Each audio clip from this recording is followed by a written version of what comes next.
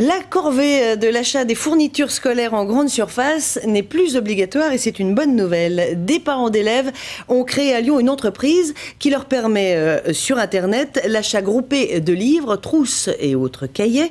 Les établissements mettent leur liste de fournitures en ligne et en un clic, les courses sont faites à des prix similaires à ceux des grandes surfaces. Fabrice Cagnien et Paul Satis.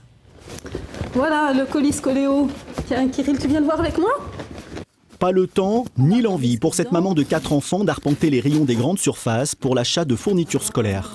Regarde, avec sa liste, tous les cahiers mais déjà plastifiés, ça va éviter les protège-cahiers. Ça a été un véritable avantage parce que ça nous a permis de maîtriser le budget, de faire ça tranquillement sans précipitation. Au lieu de le faire à la rentrée, on a pu le faire dès le mois de juin. L'affaire a été réglée en quelques clics. J'ai sélectionné l'établissement de mon enfant, son niveau de classe, et du coup, je suis tombée directement sur la liste préétablie avec l'établissement scolaire.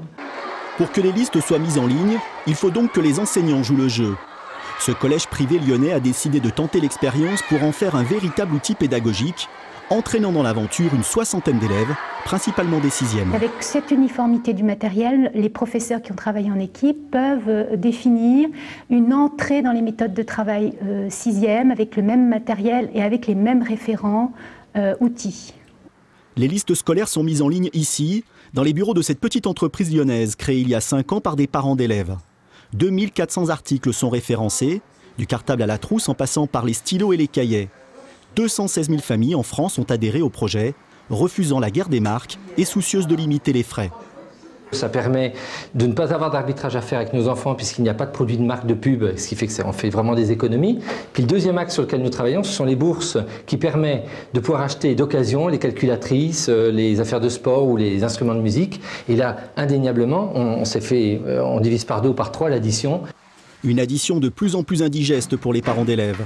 La Confédération syndicale des familles a calculé une hausse du coût de la rentrée scolaire de 3,1%, la plus forte depuis 2008. Au chapitre souvent délicat de l'intercommunalité, dans la Drôme, le projet de grande agglomération regroupant 59 communes entre Valence et Romans est loin de faire l'unanimité.